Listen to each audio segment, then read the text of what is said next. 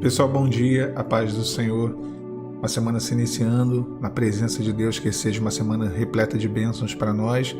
Eu peço que você curta esse vídeo, se inscreva no canal.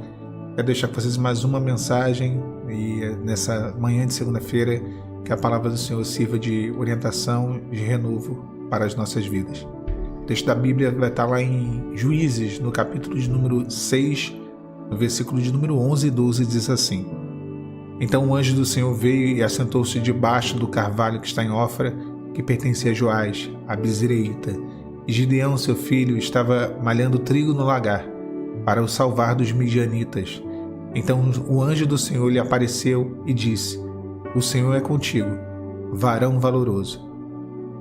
Israel aqui estava vivendo um daqueles momentos difíceis, e não era nenhuma novidade, né? O povo passava ali por um declínio espiritual, logo as coisas pioravam, e Josué tinha morrido, e agora eles voltavam a algum nível de servidão, a mesma servidão que, claro que não era a mesma servidão que eles tinham no Egito, mas eles estavam sendo subjugados pelos midianitas, dominados por eles há 7 anos, diz a palavra, e eles entravam em Israel, saqueavam a colheita, roubavam tudo, não deixavam nada, nem mantimentos, nem ovelha, nem boi, jumento, nada. Entravam para destruir a terra. E com isso, Israel empobreceu muito pela presença dos midianitas. Trazendo para a nossa vida e para o nosso contexto, quantas vezes o inimigo ele saqueia algumas áreas da nossa vida e nos empobrece muito. E nos tira, né?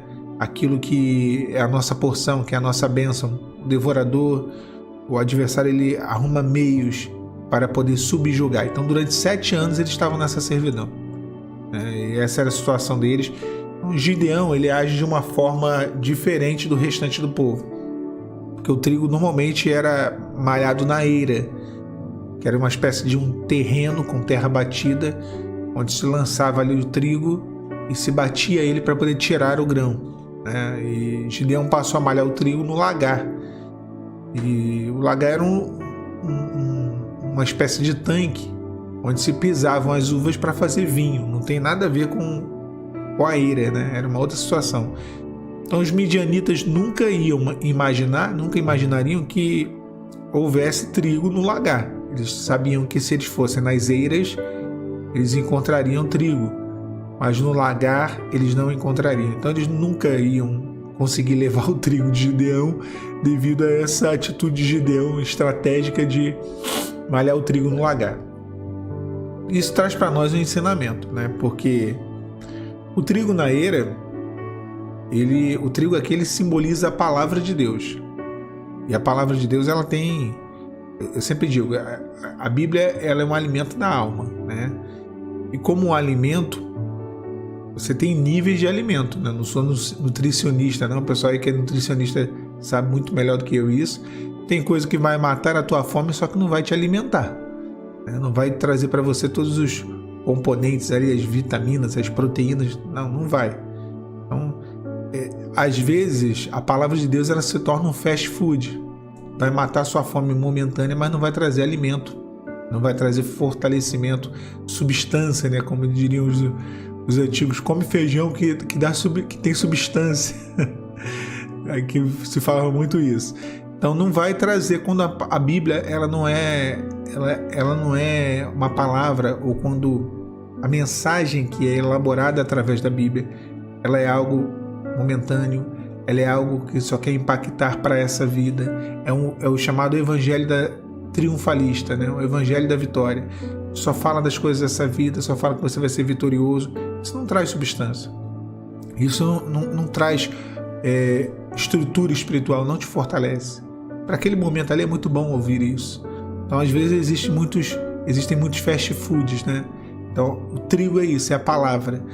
Agora, o trigo malhado na eira, o inimigo roubava. O trigo malhado na eira era misturado com barro. Lembra que eu falei que o chão era de terra batida? O trigo malhado no lagar era misturado com vinho. O cheiro do vinho. O cheiro ali do fruto da uva, né? Da vide, na verdade. E quando nós trazemos essa aplicação profeticamente o trigo misturado com barro, né, ele fala de uma palavra dessa forma, uma palavra humana para essa vida. O barro é o homem, as coisas dessa vida, as coisas dessa terra, as coisas passageiras, né? Já o vinho, fruto da vide, fala das coisas do Espírito. Então existe uma palavra que é voltada para as coisas da carne, para as coisas do homem, e existe uma palavra que é voltada para as coisas do Espírito. Então Gideão, ele profeticamente entendeu isso. É claro que ele não entendeu, vou malhar o trigo no lagar porque é a palavra de Deus. Não foi literalmente. É claro que profeticamente há aqui uma simbologia. E o Antigo Testamento é repleto de simbologias. Há aqui uma tipologia. Então, hoje o inimigo ele tem tentado roubar a palavra do Senhor na nossa vida. O que o salmista ele diz? Escondi a tua palavra no meu coração para não pecar contra ti. Existe um lugar onde nós podemos esconder. E existe um esconderijo. É claro que tem um esconderijo, espiritualmente falando. O trigo, ele pode falar da palavra, mas ele também pode falar da promessa. Então Gideão, ele escondeu a promessa dele para que não fosse roubada. Nessa manhã o Senhor, ele quer que venhamos a entender isso. Existe uma promessa que nos foi dada. Existe uma herança que nos foi confiada. Vale aqui lembrar que o trigo de Gideão era fruto da terra. O fruto da terra, e aquela terra é a terra prometida. Já era a terra prometida, obviamente, porque o período de Gideão ali é o período após as conquistas de Josué. Como eu falei, Josué já tinha morrido. Então, a herança deles estava sendo roubada. Lembra que o Senhor lá atrás falou: vos levarei uma terra que mana leite e mel, e ali vos darei, vocês plantarão ali, colherão, e será para vós como uma herança. O Senhor falou isso tudo, falou que ali seria uma terra de deleite. Então o inimigo estava roubando. E quantas vezes o adversário quer roubar aquilo que o Senhor nos deu? Quantas vezes o adversário quer tirar aquilo que nos foi confiado, que nos foi dado, que nos foi colocado na nossa vida? E talvez exista hoje uma estratégia de Satanás para te oprimir, para tentar tomar de você. Talvez já tenha até tomado algumas coisas. Talvez já tenha até tomado algo que o Senhor te deu. Assim como já tinham roubado diversas vezes ali as colheitas, os midianitas já tinham roubado a colheita de Israel. Só que o Senhor quer te dar uma estratégia. Deus quer te dar uma estratégia. E essa estratégia não é através da razão. Essa estratégia não é malhar trigo na eira, não é misturar o trigo com barro. Essa estratégia é na revelação. Não é através da forma humana, o barro, mas é através do Espírito. É no lagar. É no lagar, é no joelho. É malhar o trigo no lagar, é dobrar os joelhos, clamar ao Senhor, e o Senhor vai te revelar através do Espírito Santo a estratégia para esconder a tua bênção do adversário. E foi através dessa posição, Gideão, ele ouviu a voz de Deus e foi chamado. Teve ali um chamado para pelejar contra os midianitas e acabar com essa história de ser atacado, de ser oprimido pelos midianitas. E o anjo aparece para ele e fala com ele. Mas isso se deu por conta da posição dele. Porque ele valorizou aquilo que o Senhor tinha dado a ele. E ele escondeu, ele preservou. Muitos hoje não têm preservado. E esse talvez seja o grande segredo. Preservar a promessa. Preservar aquilo que um dia o Senhor te entregou. Esconder ela para que o inimigo não roube.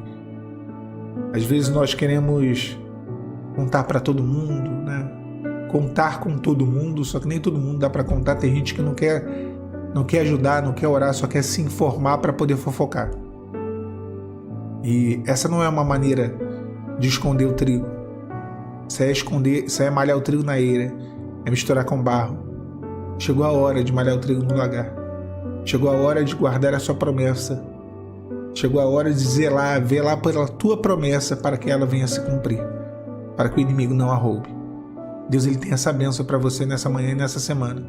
Eu sei que talvez muitos já tenham tido parte daquilo que é o seu, roubado pelo adversário, mas Deus é Deus de restituição.